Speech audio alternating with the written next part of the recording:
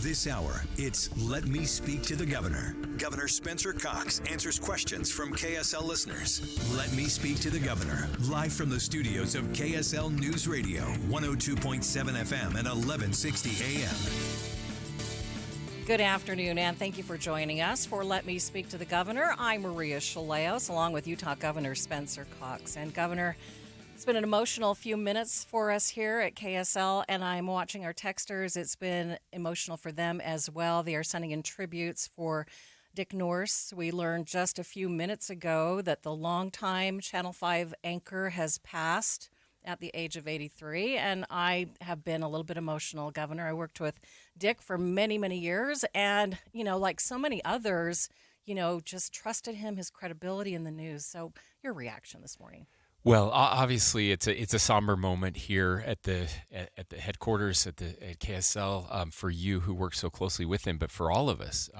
I grew up in a house where KSL was what we did. It's what we watched. That's how I got connected to the news of the day when I was a kid. I mean, he was an institution. I think he over 40 years that he was on air, second longest broadcaster in the nation.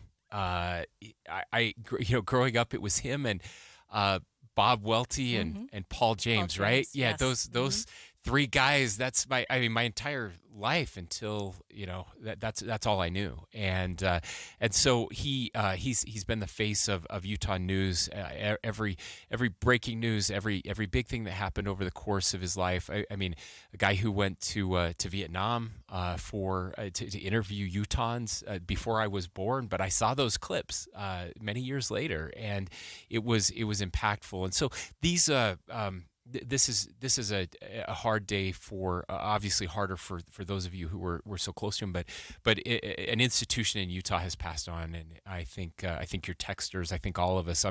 Today I'm not the governor when it comes to him. I'm just the kid who sat with my parents every night and listened to his voice, that deep kind of lion voice that brought me the news and kept me interested in current events. Right. I mentioned, too, as you walked in, like today, I'm just me, too, because it's hard to be objective when someone close to you, someone in the KSL family, has passed on. It is. And again, somebody that had such a kind of an outsized influence on all of us, right? Obviously an outsized influence on you. And I will tell you, the thing that impresses me the most, Maria, about Dick, it's not how long he was on TV. It's not how larger than life he was for me and everybody who was here in Utah, but it's the reaction of the people that knew him best, because that says to me that he was a good person with everybody that he interacted with. I've met him. I didn't interact with him much. By the time I was lieutenant governor, he had retired, but he's still the face of this institution of KSL, but to see you and your colleagues and just the impact that his loss has on you tells me everything I need to know about Dick Nourse. A very thoughtful, sensitive, caring person, and I've enjoyed interacting with him on Facebook since he retired. So, Governor, this is the hour that our listeners have with you to really address the important issues of the day in the state of Utah. Yesterday, the legislature went ahead and extended your emergency declaration for flooding. So start out and just describe what exactly that means, where that money will go, and what you're most concerned about. Sure. And by the way, if callers just want to call in and tell stories about how amazing Dick Nourse is too, I would love to hear those. I'm grateful for the legislature who was able to help us. There were a couple things that we needed to do with that money. One, we spent more money than we had anticipated on snow plowing and avalanche control, and that was to be expected when you have a record year. And so the legislature was able to move some money into those categories to help us. We were able to get an additional allocation of money to help with the flooding that's happening across the state, to be able to reimburse cities and towns who are expending more than usual for the floods that are happening out there. And I'm just very grateful for the legislature. They extended the emergency declaration that I issued. They gave us a 90-day extension on that, which will be very helpful as well as we continue to fight these floods, working with the federal government. It's a great problem to have after years and years of drought. We'll take it, but it's still an issue. The next couple of weeks will really challenge some of our infrastructure, especially in central and northern Utah. Most of the runoff in southern Utah is completed, but the northern Utah runoff, we're probably only about halfway there in many places. So a lot of water still left to come down, but we're working very closely with our colleagues, our emergency managers across the state to make sure that we're keeping people safe. As a part of that legislature is asking for you to keep them updated regularly. Describe what is behind that. Are you being punished for things that happened during COVID, or what exactly is happening there? Oh, no, great question, and no punishment at all. In fact, we had planned to give them regular updates, regardless of whether that was included or not. I probably would have updated them more often than every 30 days. Anyway, it's really important for people to understand that emergency powers are legislative powers that they've delegated to the executive branch, and I guard those powers very, very jealously because they are their powers, and that means I should not overuse them. I should be very cautious, and when I do use them, I should communicate regularly with the legislature, which we do. If you were to ask the Speaker and President if they were here today, they would say that there are no issues whatsoever. We're in good shape. Certainly, there are people out there who are concerned about emergency powers, and we saw that. I think there were some abuses in some states and maybe at the federal government level as well. I think we've done a pretty good job here in the state of Utah, and will continue to do so. And so updating the legislature is critical. It's part of what my job is. It's part of what we've tried to do as an executive branch over the past couple of years. And so we actually encourage them to add that in there so that it would assuage any fears that anybody else might have. Challenging season. We've had flooding concerns. We have landslide concerns. The Utah Geological Survey has said that they are very concerned about this kind of updating or saying that they are more concerned about it, rather. So what keeps you up at night when you hear some of these things and them saying, hey, the risk is greater than we thought? Yeah, there's so many things that keep me up at night. It's part of being governor, but mostly I'm grateful for the people that we have in place. We've been preparing for this because the nice thing about this type of emergency, this type of natural disaster, is that you can see it coming, right? We knew that there was an excess of water in those mountains, 30 inches. 26 is the greatest we've ever recorded. So to have 30 inches of water in that snowpack on the mountain, we knew what was coming. So we have been preparing for this. We got $5 million ahead of time so that we could be ready for this. And we're watching those. You mentioned the U.S. Geological Survey. We're watching those landslides very closely.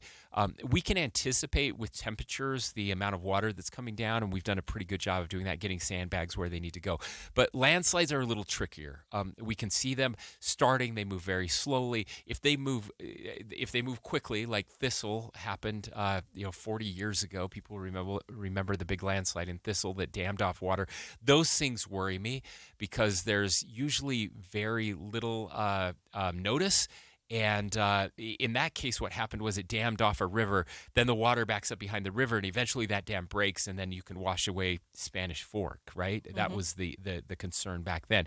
So those things certainly make me concerned. We are monitoring over 100 landslide-prone areas right now in the state, and I'll sleep a lot better once all of that snow is in our reservoirs. You mentioned how you will regularly update the legislature, but maybe you could describe what happens behind the scenes and how you find out about the latest information on landslides and flooding potential. Sure. Yeah. Happy to do that. So we have a system of emergency managers across the state. And of course, I have a commissioner of public safety, and all of those entities report back and then report up to him. And we have all of our emergency managers who are working on this. I get get an update every single day. So when I wake up in the morning, there is an email in my inbox that talks about every region of our state, every place that is flooding, every place that there's a concern with a dam breaching or a landslide, and I review that. So I'm getting updates every single morning. And then if something happens during the course of the day, if something moves a little quicker, that's immediately reported back. We have an emergency operations center that it is a little bit like the military. There are varying degrees of operations happening. So as things get a little more tenuous, a little more dicey, we up the level on that, and we're at a high level now, and so they are constantly monitoring. We have cameras that are being put out in different areas to monitor dams and bridges. There's one we're watching very closely down in Spanish Fork.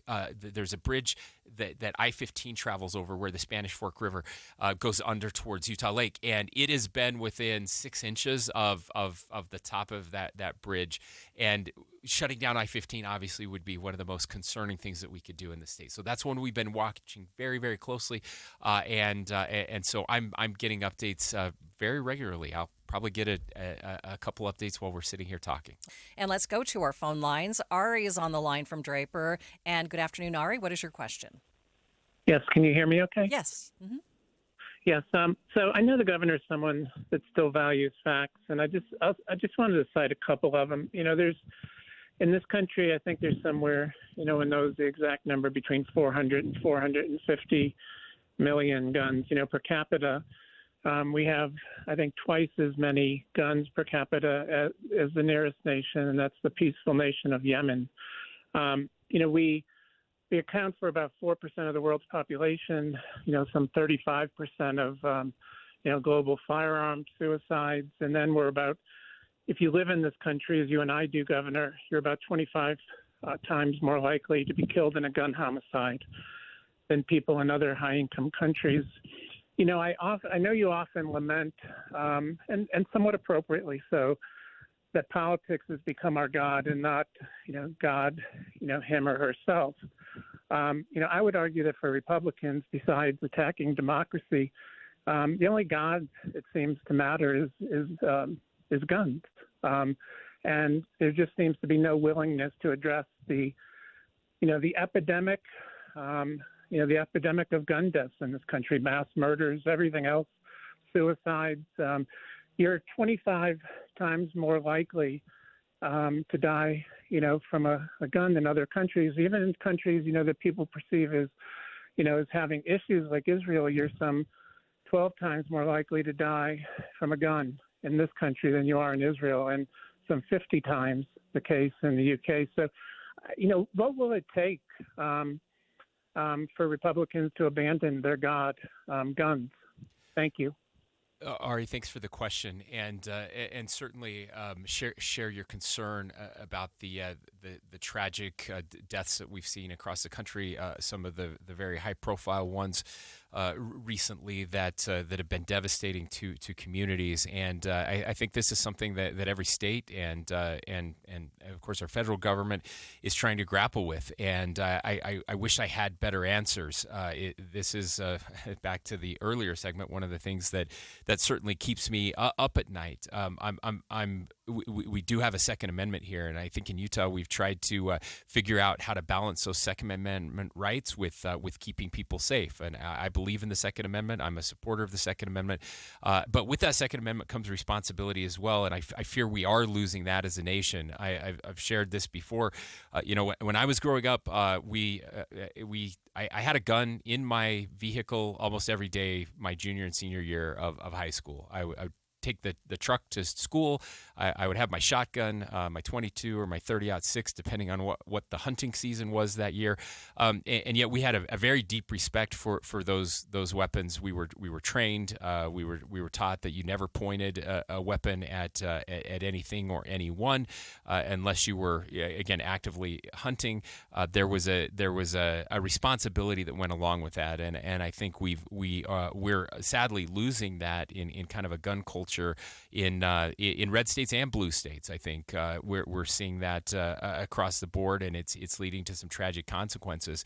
There are some things that we're trying to do in this state to keep people safe. I will again always work to protect the Second Amendment, but we are working. We just passed. It didn't get a lot of attention, but the most comprehensive school safety bill that we have had in our state's history. A new position that will be working with schools, every school in the state, to implement best practices in those schools.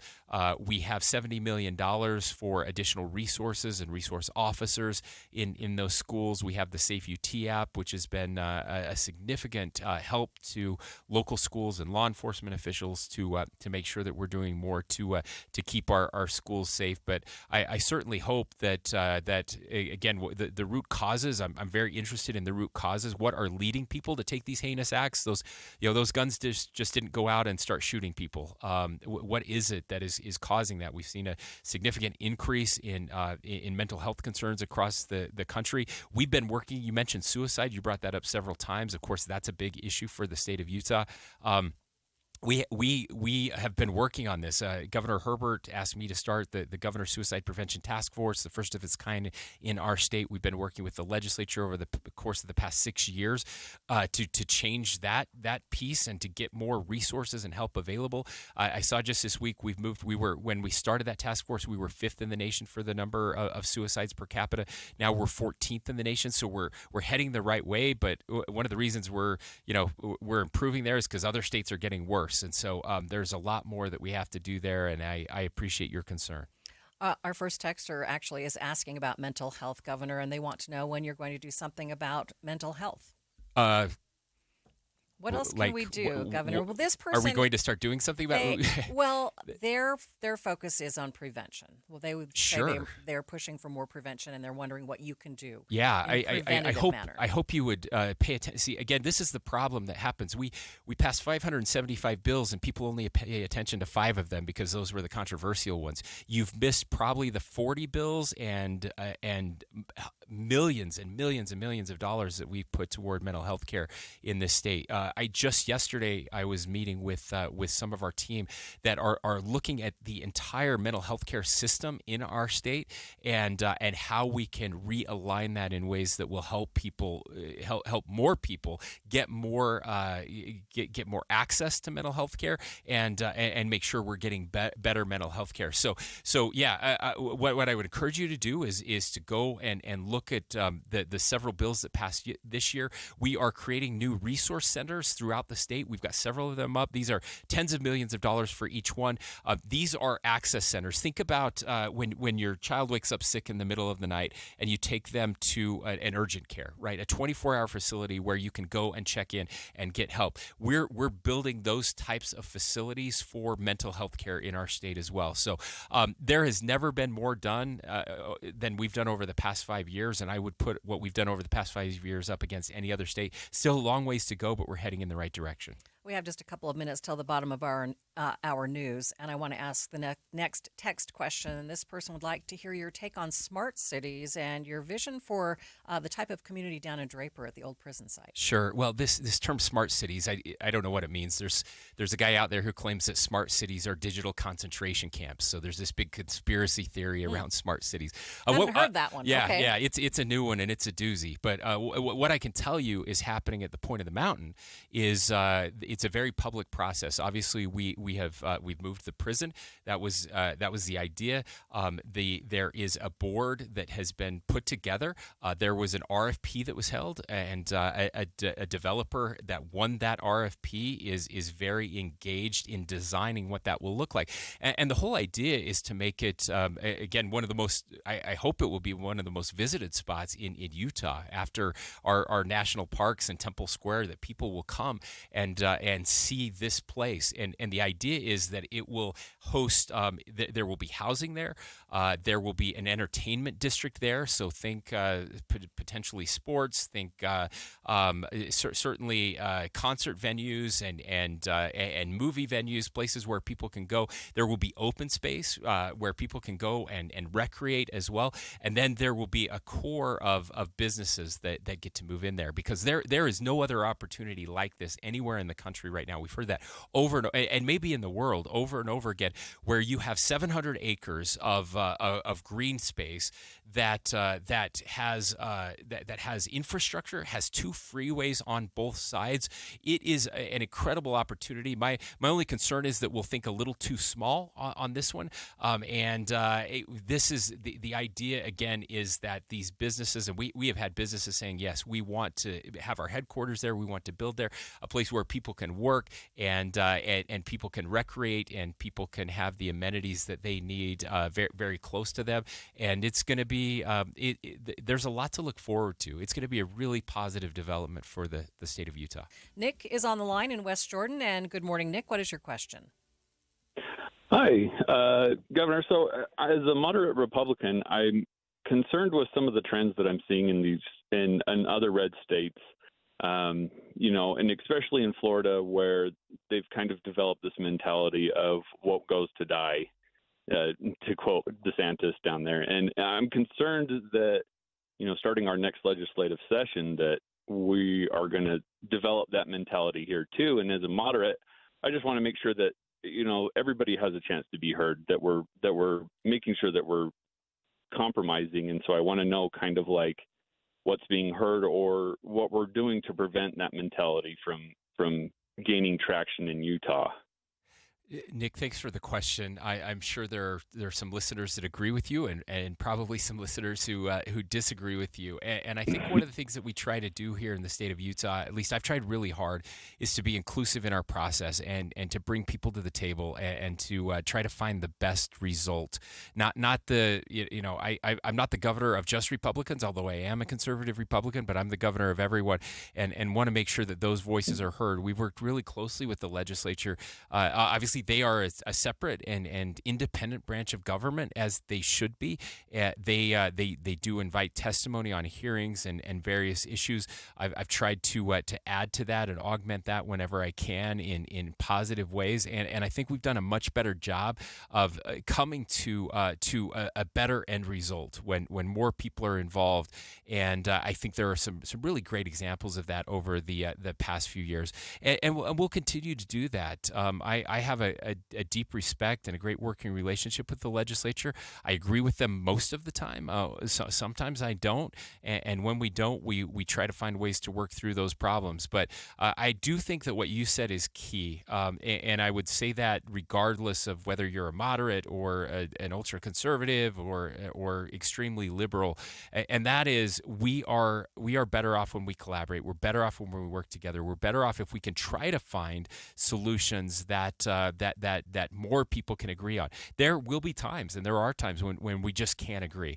And in that case, I hope that we will, even if we do something that is disappointing or that some disagree with, that we will do so in a way that shows dignity and respect. And that I think is something that's lacking in much of the national debate right now, and especially in the culture war areas, which I think that's kind of what you're referring to there. That we can disagree without hating each other, that we can disagree better. I believe, as a friend of mine says, there's nothing more un-American than hating our fellow Americans, and in fact, you're going to hear me talking a little bit more about that over the course of the next year as I get a chance to work with 49 other governors as the chair of the National Governors Association. This idea of disagreeing better, this idea of disagreeing without hating each other, I think it's core to who we are as Americans. I think it's core to the survival of our country. This country was founded on profound disagreement. I don't think we should all just get along in that we have to agree on everything. I think that's a mistake. I really think we're better off when we disagree, but we disagree the right ways. And so I don't always get that right. I sometimes, I sometimes get a little belligerent and a little strong-headed, and I need to be reminded of that too. But we're certainly trying, and I hope you'll see that next legislative session as well. Governor, this week you joined 23 other Republican governors in supporting Texas Governor Greg Abbott's hardline border security policies. So describe why you felt the need to do so and how Utah might support those efforts. Yeah, so I've been very frustrated with immigration. In fact, earlier today, this is back to Nick, our previous caller. I got a little fired up, and I'm mad at Congress. I'm mad at Congress because they've abdicated their responsibilities when it comes to immigration over the past 40 years. I'm mad at the current administration and past administrations because they've dropped the ball when it comes to immigration. It's very frustrating. I think I called Congress all imbeciles and that they should all be fired. I obviously didn't mean that. We have some amazing members of Congress here in the state of Utah. Some of my dear friends that I love.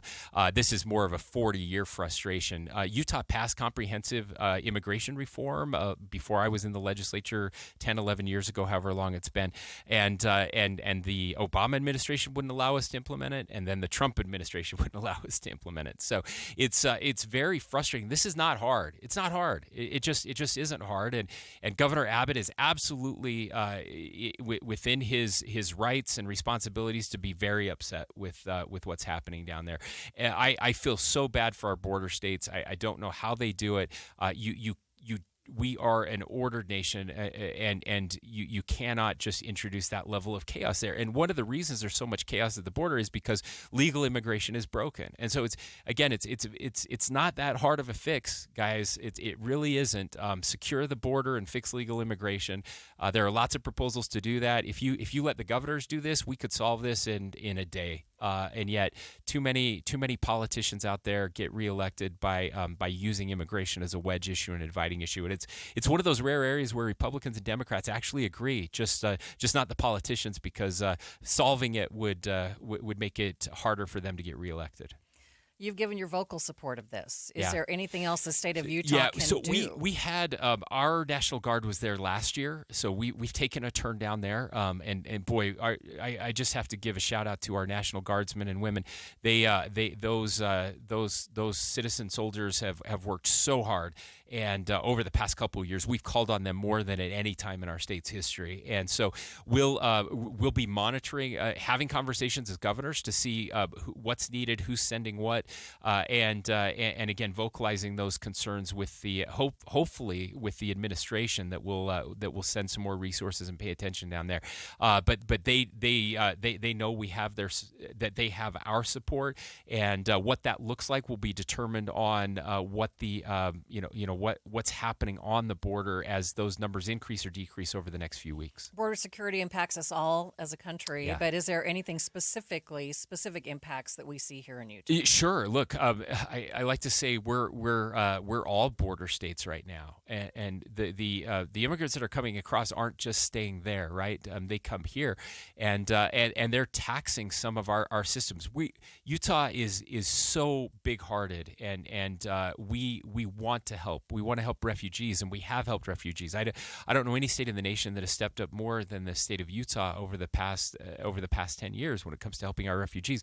But many of these migrants are coming to other states. They're coming to Colorado. They're coming to New York. They're coming to Utah, and so when they get here, what do we do? Well, we have some resettlement agencies here. We have a lot of nonprofits that are really stepping up to help, but it just puts pressure on all of the system, right? We're already short on housing, and we're working to increase housing in the state, but that makes it very difficult. And so it's just a terrible, terrible, terrible system, terrible situation, and everybody knows it needs to be fixed. And sadly, the people with the power to fix it aren't interested. All right. Jacob is on the line in Spanish Fork. Good afternoon, Jacob. What is your question? Yes, I was wondering what happened to the bill about gun rights and getting your rights back after 3 years of committing felonies. Yeah, Jacob, great question. Thanks for that. I think you're referring to House Bill 507. That bill did eventually pass. It was signed into law, but there were some changes made to that. I believe, if my memory serves me correctly, you'll need to look this up and check it out. I think it's a 7-year process that you have to go through.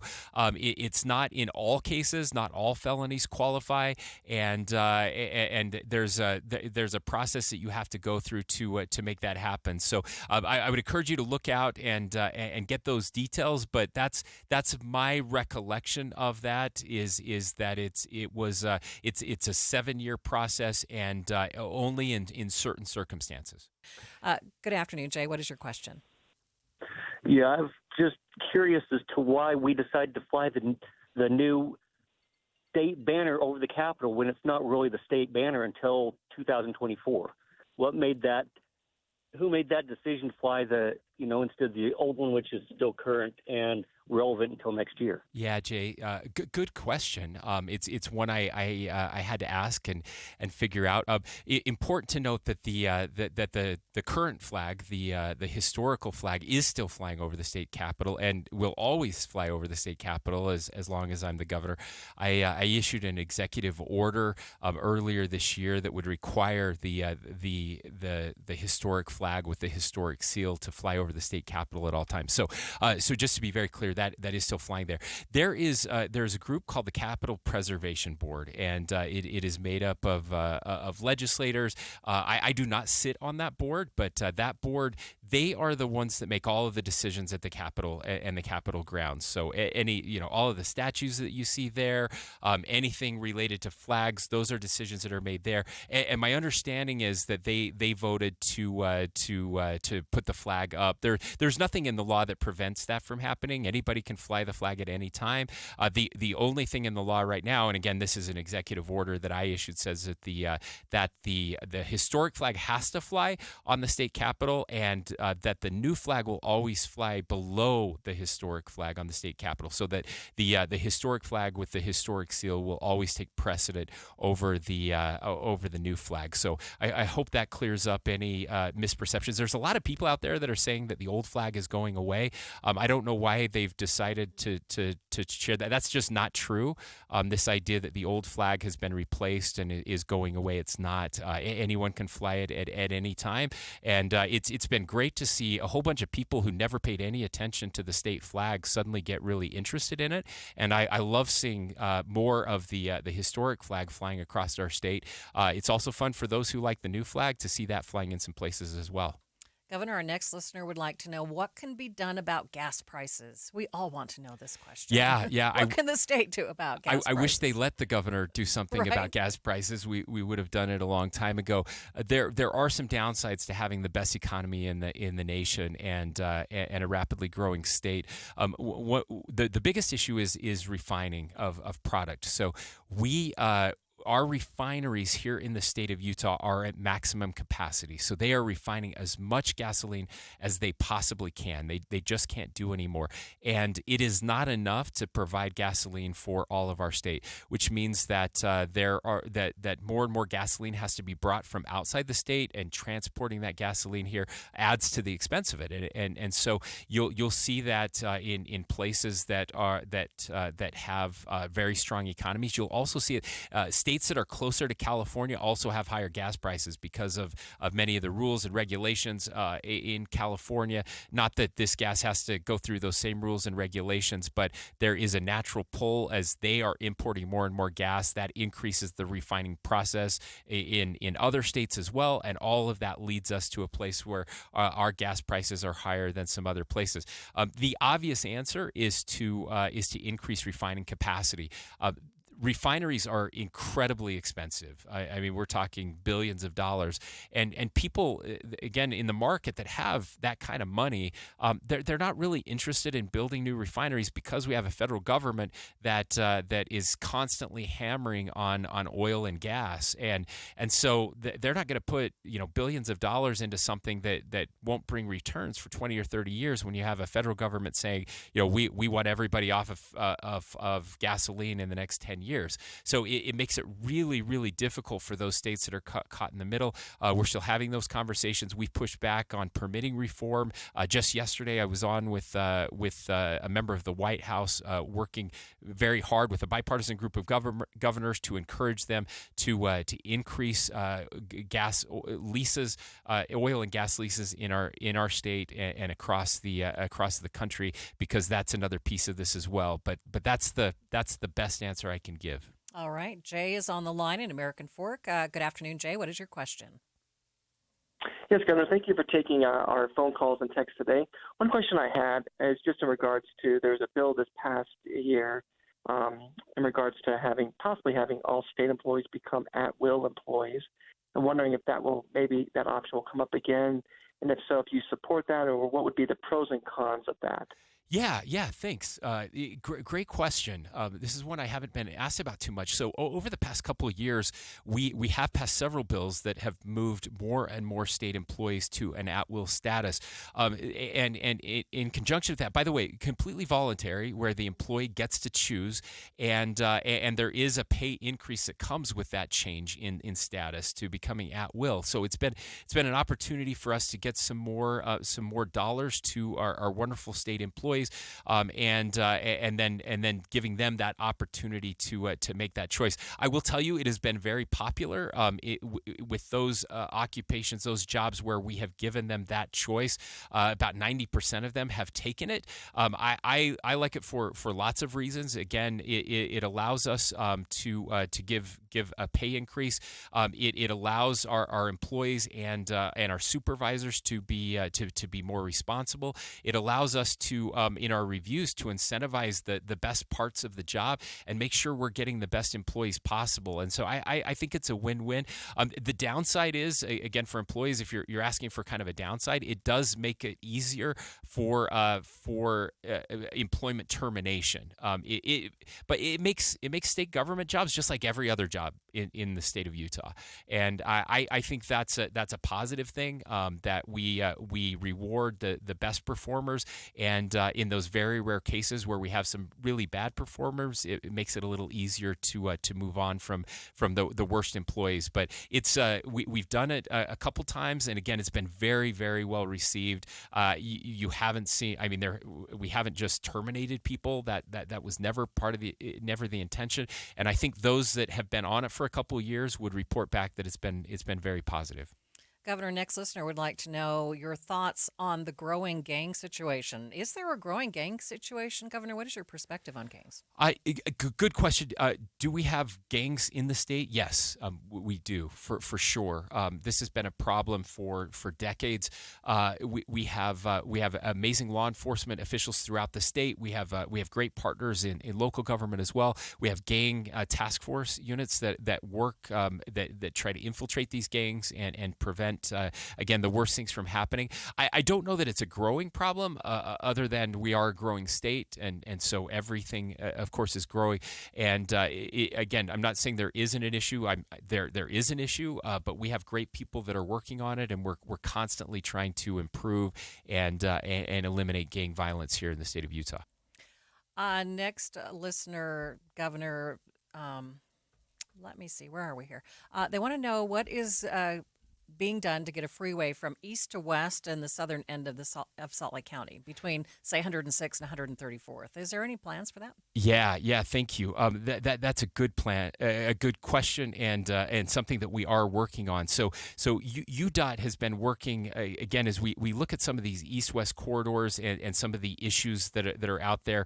I know we had a texter who was interested in Pioneer Crossing, Lehigh, and Saratoga Springs as we head into the southern end of the Salt Lake Valley. There's been so much development in those areas, and of course that translates into more traffic. We do traffic studies every year, and it was really remarkable. If you look kind of down at the Lehigh area and then the southern part of this valley, most of those corridors weren't supposed to be at capacity until 2028 and 2029, and they were at capacity in 2018, just 10 years ahead of the intended timing there. So there are some big improvements that are planned in that part of the state. 2100 North in that area with construction likely beginning in 2026. We're trying to work on our east-west corridors. One of the challenges is that, of course, that east-west travel can be very difficult. There are local homeowners who are trying to access developments in Lehigh. We have Saratoga Springs and Eagle Mountain. Of course, we have the growth that is happening out in Harriman as well.